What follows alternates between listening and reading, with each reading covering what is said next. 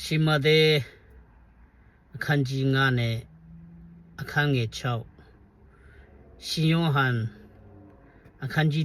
15တိကနေဟိုရှစ်အထိပေါ့နော်အဲ့ဒီကျမ်းပိုက်ကိုကျွန်တော်တို့ကြည့်မယ်ဆိုလို့ရှိရင်ယေရှုခရစ်ကငါဒီ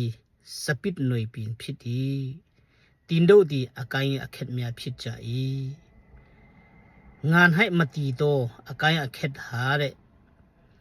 6တွေ့ချင်းကိုခံရမယ်ထို6တွေ့ချင်းကိုမိသေးကိုပုံပြီးမှပြစ်ချချင်းကိုခံမယ်တဲ့ခံတယ်နော်ဒါကြောင့်မလို့ဒီကျမ်းပိုက်ကိုကြည်ချင်းအဖြစ်ဒီကနေ့ညီအကိုတွေရဲ့အသက်တာကိုအများကြီးကျွန်တော်တို့ရှင်းချင်းစရာရှိတယ်ဒီနေရာကိုကြည့်မယ်ဆိုလို့ရှိရင်တော့ခရစ်တော်ဟာဦးကောင်းဖြစ်ပြီးမှခန္ဓာကိုယ်ဟာအတင်းတော်ဖြစ်တယ်ဆိုတာကိုကျွန်တော်တွေ့ရတယ်ထိုခန္ဓာကိုယ်ထဲမှာခြေလက်အင်္ဂါအများကြီးရှိတယ်ထိုခြေလက်အင်္ဂါတို့ဒီညီအကိုများဖြစ်ကြတယ်ဆိုတာကိုအလုံးတီးပြီးသားဖြစ်တယ်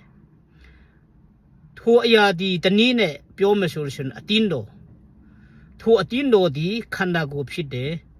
ထိုခန္ဓာကိုယ်ဒီလည်းအတင်းတော်ဖြစ်တယ်ထိုအတင်းတော်ထဲမှာတည်နေသောသူတို့ဒီညီအကိုအရောက်စီတိုင်းကြီးငယ်အရောက်စီတိုင်းအမျိုးမျိုးသောညီအကိုများဖြစ်ကြတယ်အမျိုးမျိုးသောဆိုတဲ့နေရာမှာအားလုံးမတူကြဘူးစုကျေးဇူးအဖြစ်တော်၎င်းကျွန်တော်အားလုံးမတူကြတဲ့အတွက်ကြောင့်ခြေဟာလက်လိုမဖြစ်ဘူးလက်ဟာလည်းခြေလိုမဟုတ်ဘူးဒါကြောင့်အဲ့ဒီအရာတွေဟာခြေလက်အင်္ဂါတွေကောင်းမွန်ဖို့ရန်အတွက်ထိုခန္ဓာကိုယ်မှာဆွေးကပ်ဖို့လိုတယ်ထိုခန္ဓာကိုယ်မှာဆွေးကပ်ချင်းမပြုသောအရာဒီကြီးပွားမှုမရှိဘူးတည်နေသောအရာဖြစ်တယ်ပြီးတော့လေခန္ဓာကိုယ်မှာလေကြည့်မယ်ဆိုလို့ရှိရင်တချို့ကဥပမာလက်အတုတို့ခြေအတုတို့နားအတုတို့မျက်စိအတုတို့မျက်စုကတော့အတုလို့တိတ်မရှိပါဘူးဒါမျိုးတွေလေခန္ဓာကိုယ်ထဲမှာကတော့သူတို့အတုနဲ့ကတ်ချင်ကတ်မှာပဲဒါပေမဲ့ဒီအရာတွေကတော့အချိန်တန်လာရင်သူဟာနဲ့သူပြုတ်ကျသွားလိမ့်မယ်တွားလဲအတုဆိုလို့ရှိရင်တော့အတုနဲ့ကောင်းကောင်းထမင်းစားလို့မရဘူးဒီခန္ဓာကိုယ်ရဲ့စားခြင်းအလုံးဟာလေတွားအတွက်အရာမဝင်ဘူးလက်အတုဆိုရင်လေလက်အတုလေအတုံးမဝင်ဘူးဘာဖြစ်လို့လဲသူတို့ဟာအတုဖြစ်နေတဲ့အတွက်ကြောင့်ဒီခန္ဓာကိုယ်ရဲ့ခံစားခြင်းခန္ဓာကိုယ်မှာဖြစ်ပြနေတဲ့အရာဟာသူတို့အတွက်ဘာမှမဟုတ်ဘူးအလိုအချိန်တန်လာရင်အချိန်ကြာလာရင်ဒီအရာတွေကကိုယ်ပြောက်ပြီးမှပျောက်ကိုယ်သွားရမယ်အရာတွေဖြစ်တာကိုကျွန်တော်တို့တွေ့ရတယ်ဒါကြောင့်ညီကိုယ်တွေရှင်းချင်းစေခြင်းတဲ့အရာကဒီခန္ဓာကိုယ်ထဲမှာရောက်ရှိပြီဆိုပြီးမှမိမိကိုယ်ကိုကြိုက်တယ်လို့နေလို့မရဘူးငါ၌တည်နေတော့အကိုင်းအခက်တီအသက်ရှင်ရမယ်အတီးတီးရမယ်တည်နေတော့အကိုင်းဖြစ်ရမယ်မတည်တော့အကိုင်းဒီ6တွေ့လိမ့်မယ်ပျောက်ကိုယ်တလိမ့်မယ်ဆိုတာကိုကျွန်တော်ကျမ်းစာထဲမှာတွေ့ရတယ်ပြီးတော့လည်းဗာပြန်တွေ့ရတယ်လေဆိုလို့ရှိရင်တော့ရှိမတဲ့ထဲမှာဟာခါလိုကကျွန်တော်ပို့ပြီးမှသဘောကျတယ်မိမိကြိုက်တဲ့နေရာမှာဖယားအကြိုက်ကိုအဓိကထားပြီးမှဖယားရဲ့အကြိုက်ကိုမိမိရဲ့အကြိုက်ဆုံးနေရာမှာထားပြီးမှလှုပ်ဆောင်တော့သူတို့ဒီမင်္ဂလာရှိတယ်တဲ့သူတို့ရဲ့အလိုဆန္ဒကိုလည်းဖယားကပြီးဆုံးစေလိမ့်မယ်တဲ့ဒါကြောင့်ဒီချမ်းဘက်ကိုကြည့်မယ်ဆိုရင်ဒီကနေ့ညီအကိုကြားထဲမှာ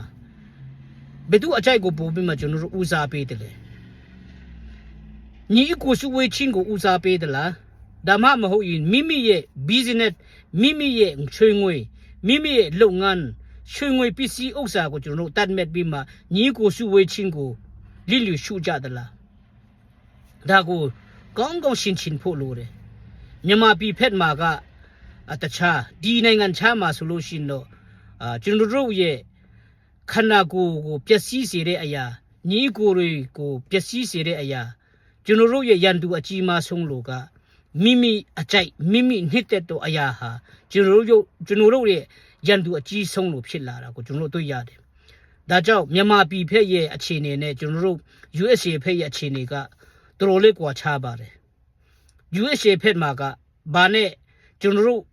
ဒီခန္ဓာကိုယ်ထဲကစူးစီးမှုကိုအနိုင်ယူတယ်လေဆိုလို့ရှိရင်တော့မိမိရဲ့အကြိုက်ရွှေငွေပစ္စည်းဥစ္စာအဖြစ်ဒီကနေ့ညီကိုစုဝေးတဲ့နေရာမှာမပါဝင်နိုင်ခြင်းပြီးတော့ပိုဆိုးတာက USA မှာကဒီကနေ့ဘာတို့ရတယ်လဲဆိုလို့ရှိရင်တော့တခုခုလုပ်မယ်ဆိုလို့ရှိရင် holiday Saturday နဲ့ Sunday ဟာပိုပြီးမှဦးစားပေးလာကြတယ်အဲ့ဒီမှာကစီးပွားရေးလဲအတောက်အတင်းဆုံးအမျက်အငွေလဲအများဆုံးရနိုင်တဲ့နေ့ရက်တွေဖြစ်လာတယ်ဒီအရာဟာကျွန်တော်တို့ညီအကိုတွေအတွက်အင်မတန်မှစိန်ခေါ်မှုတစ်ခုဖြစ်လာတယ်ဒါကြောင့်ညီအကိုစုဝေးတဲ့နေရာမှာခန္ဓာကိုယ်တွေစုဝေးတဲ့နေရာခန္ဓာကိုယ်ရှိတဲ့နေရာဟာအတီးတော်ဖြစ်ပဲထိုအတီးတော်ဒီခရစ်တော်ဖြစ်တယ်ထိုခရစ်တော်ထဲမှာစုဝေးတဲ့နေရာမှာကိုမပါဝင်နိုင်တော့ဘူးဆိုလို့ရှိရင်မိမိကိုရှင်းဖို့လိုလိမ့်မယ်ကျွန်တော်ဒီအခိုင်အခက်ကိုစစ်ပါတလားဆိုတာကိုမိမိကိုဒီချမ်းပိုင်အဖြစ်တာလင်းစမ်းစစ်ကြပါစာလို့မဖတ်ကြပါနဲ့ဖတ်ပြီးမှအပြီးမတတ်ပါနဲ့ညီကိုတွေစုဝေးတဲ့နေရာဟာ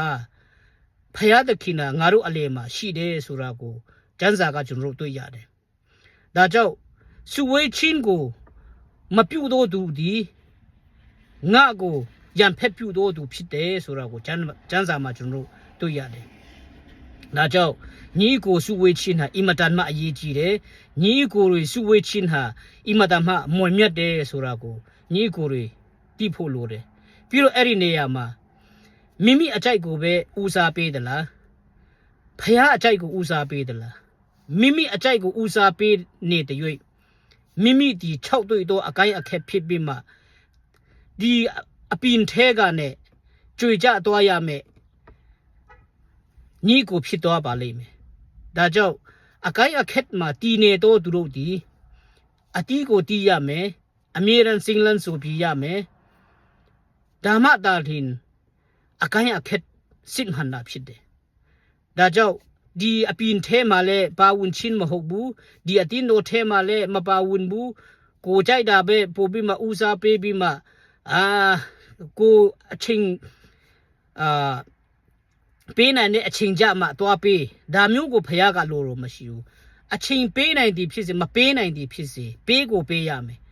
ယေရှုရဲ့နောက်လိုက်ဖြစ်ပြီဆိုလို့ရှိရင်တော့တနည်းနဲ့ပြောမဆိုရင်ခန္ဓာကိုယ်ထဲမှာတည်နေတော့ညီကိုများသည်ခရစ်တော်ရဲ့နောက်လိုက်တော်သူများဖြစ်ကြသည်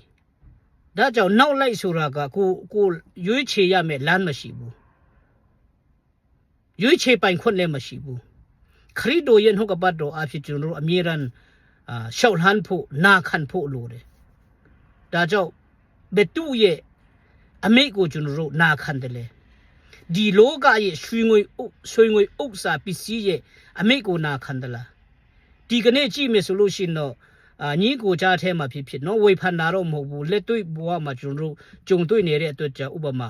ညီကိုစုဝေးချင်းအချိန်မှာလူတဦးတယောက်ကကဲညီကိုကဲခမရပိုက်ဆံ$9,000 $9,000ပေးစရာရှိတယ်ဟာလာခဲ့ပါဆိုလို့ရှိရင်တော့ညီကိုဘာကိုရွေးမလဲနော်ဘာကိုရွေးမလဲညီကိုကွာဒီနေ့တော့ကွာအဲ့ဒီပိုက်ဆံဟိုတော့ယူအောင်မယ်ကွာအဲ့ဒါပဲပေးမလားအချိန်ပေးမလားဒါမှမဟုတ်ညီကိုစုဝေးချင်းကိုအချိန်ပေးမလား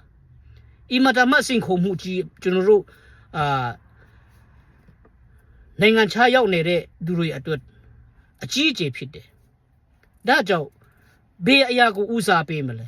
ဖယားတို့ကရှိမှတဲ့ထဲကျွန်တော်ပြောတယ်နော်ဖယားရဲ့အကြိုက်ကိုဦးစားပေးသလားမိမိအကြိုက်ကိုဦးစားပေးသလားဒီကနေ့ဖယားအတင်းတော်ထဲရောက်တယ်ဆိုပြီးမှအတင်းတော်ကတော့ဟိုနိုင်ငံထဲမှာချိတ်ထားကြပြီးမှကိုယ့်ရဲ့အကြိုက်ကိုတွားလို့ပြီးမှအိုးငါလည်းညီကိုငါလည်းအတင်းတော်ငါလည်းညီကို ဒီချမ်းစာအဖြစ်ကျွန်တော်ဆန်းစစ်လို့ရတယ်ညီကိုတို့ဒါကြောင့်မလို့ကျွန်တော်ညီကိုဒီအတင်းတော်ထဲမှာရောက်ပြီဆိုလို့ရှိရင်ကိုကြိုက်တယ်လို့နေလို့မရဘူးကိုမှရွေးချယ်ပိုင်ခွင့်မရှိဘူးဒါကြောင့်ဒီချမ်းပိုင်အဖြစ်မိမိကိုဟာဘယ်နေရာမှာရောက်ရှိတယ်လဲဆိုတာကိုရှင်းကြပါစစ်ဆေးကြပါဒီနေ့အချိန်ဟာဆိုးရုပ်သောကာလဖြစ်တယ်မနေ့ဖြန်ပါဖြစ်မယ်လေကျွန်တော်တို့မသိဘူးဒါကြောင့်ခန္ဓာကိုယ်ထဲကမှလည်းအတုအယောင်ဒီဟာအလိုလိုနဲ့ကိုယ်ပြောက်သွားကြလိမ့်မယ်ပြီးတော့ခရစ်တော်ကအကိုင်းအခက်မှန်လို့ရှိတော့အဲ့ဒီအကိုင်းအခက်ညီကိုတွေဟာတိုးပွားခြင်းရှိလာလိမ့်မယ်ဆိုတာကိုကျွန်တော်တို့မိမိအသက်တာထဲမှာဘာအရာကိုဦးစားပေးတယ်လဲလောကရဲ့ပိုက်ဆံဆွေငွေဥစ္စာကိုဦးစားပေးတယ်လားဒါမှမဟုတ်ရင်ညီကိုစုဝေးချင်းကိုဦးစားပေးတယ်လားနှုတ်ကပတ်တော်ကိုဦးစားပေးတယ်လားဆိုတာကိုမိမိရဲ့အသက်တာကိုရှင်းကြပါလို့ဒီကနေ့နှိုးဆော်ချင်ပါတယ်